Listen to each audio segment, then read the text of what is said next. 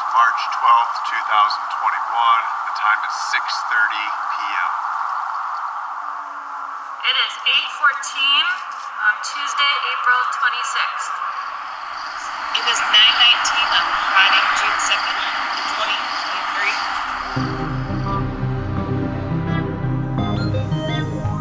2023. Every night while you sleep, thousands, if not millions, of ghostly figures dart through the sky just above where you lie.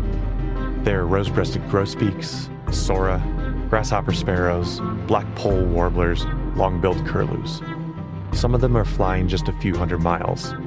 Some are nearly circumnavigating the globe. So how, given that it's dark and given that they're flying anywhere from 15 to about 55 miles per hour over your sleeping head, would anyone ever be able not only to count them, but also to know which bird species just zoomed past? I'm Jacob Job, and you're listening to a 5-part Science Quickly Fascination series on the Nighttime Bird Surveillance Network. And today, you'll not only learn about how it's possible to see bird migrations in darkness, but we'll also get the actionable intel on how you, too, can join the Nighttime Bird Surveillance Network. That network, it turns out, is growing.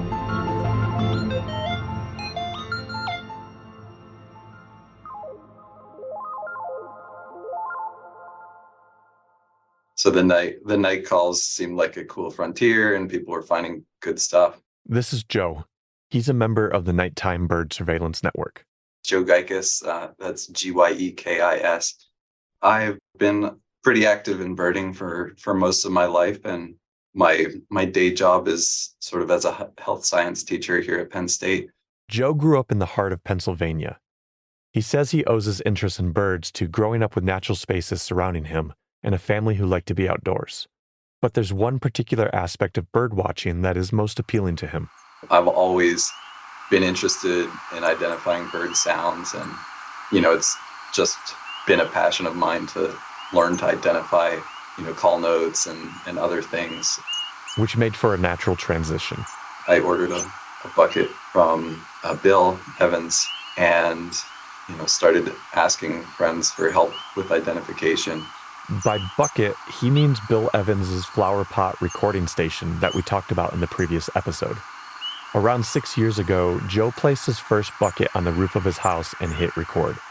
As the birds flew over the house, the microphone captured every sound they made, including the trills, zeeps, buzzes, and whistles as they echoed across the night sky. But he had a big problem. He didn't know how to identify anything he was hearing. When they're calls that are like 50 milliseconds long, it's really hard to learn how to identify them. People who start to learn flight calls as kids, I think they can. Me, even as a pretty experienced earbirder, I really struggle with it. Maybe it's a good idea to pause and give you an idea of how difficult this really is. It's hard enough to learn bird IDs when the songs you're listening to are a couple of seconds long or more. Let's play a bit of a game. I'm going to play a few daytime bird songs and let you try to listen and ID them, if you've done this before. If you haven't, you'll hear a couple of cool songs that are pretty common in, say, the continental US, and then you might be able to recognize them when you do hear them from now on. Here's your first song. Did you get it? That's a song sparrow. Here's a harder one. That's a chipping sparrow. Not that easy, right? These sounds might be foreign to you, but at about 2 seconds long each, there's enough auditory information to hear the differences between them. Now say you had just 1/100th of that much audio to work with and still had to make the ID. See if you can hear the differences in these nighttime flight calls. Let's hear those again. Almost impossible, especially when most nocturnal calls are less than 100 milliseconds long. Some are as short as 20 milliseconds. We're talking about pushing the limits of our hearing and processing capabilities. Okay, so back to Joe. He was up and recording birds at night from the roof of his house. But nighttime bird speak was a new language to him. He wasn't fluent. Yet. But he also decided that his ears weren't enough. So he turned to specialized computer software to transform the sounds he was hearing into images called spectrograms. A spectrogram is like a visual voice print of whatever made the sound.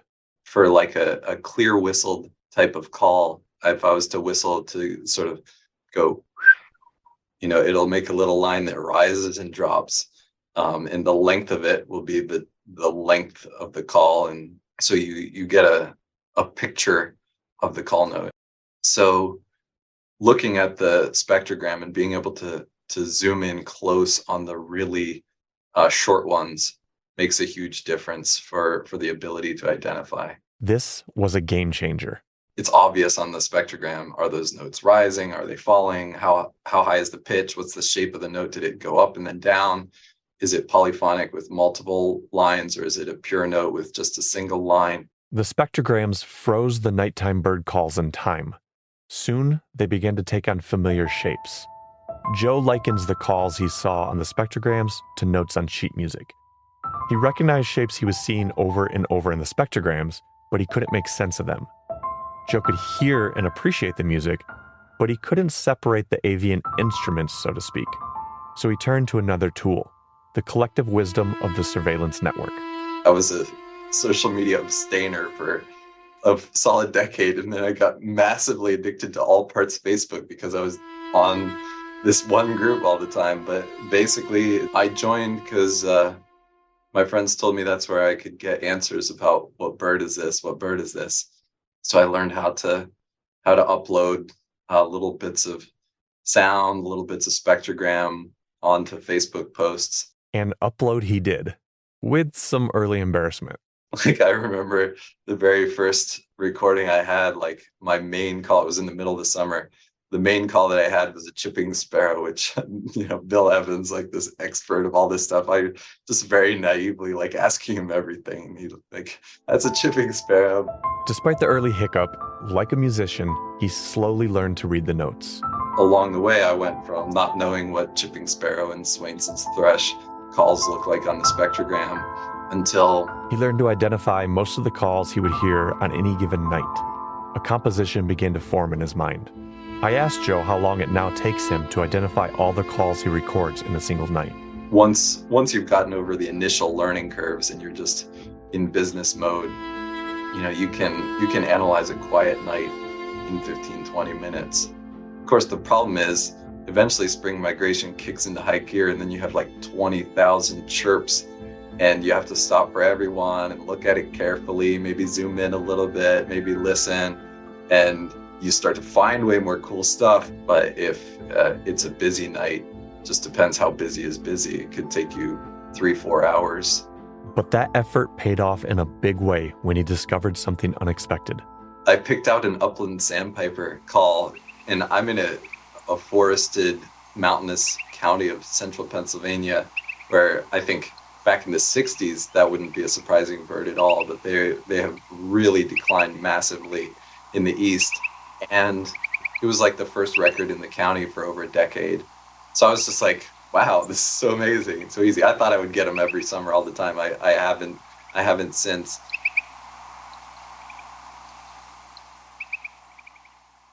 But every now and then, Joe records a night call that stumps him and the members of the Facebook group.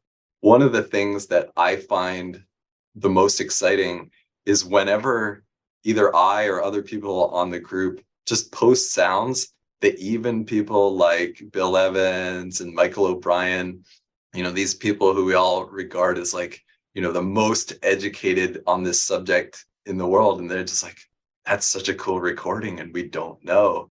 And there's a lot more that the Nighttime Bird Surveillance Network doesn't know than it does know. This is very much an active field of research that Joe says could benefit from people putting flowerpot microphones on their roofs.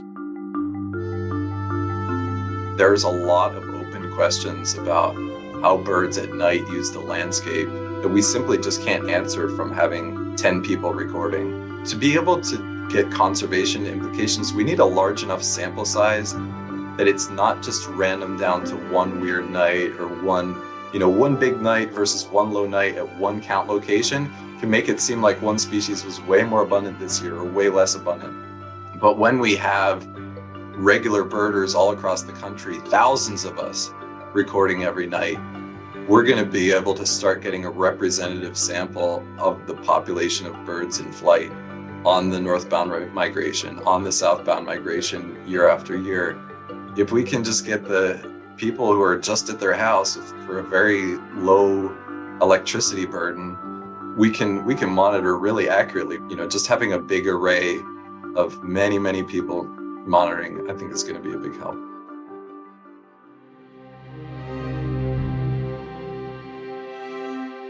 On the next episode of this 5-part fascination on the Nighttime Bird Surveillance Network. When I'm thinking about migratory birds, I'm thinking about this enormous phenomenon comprising billions of birds in North America, for example. I believe that we need to use tools that allow us to process data on larger and larger scales to begin to comprehend and begin to understand such a vast phenomenon. We'll explore what it takes to analyze tens of thousands of hours of nighttime bird recordings collected from rooftop flowerpot mics across the globe. Science Quickly is produced by Jeff Delvicio, Talika Bose, and Kelso Harper. Our theme music was composed by Dominic Smith. Don't forget to subscribe to Science Quickly. And for more in-depth science news, visit scientificamerican.com. For Scientific American's Science Quickly, I'm Jacob Jobe.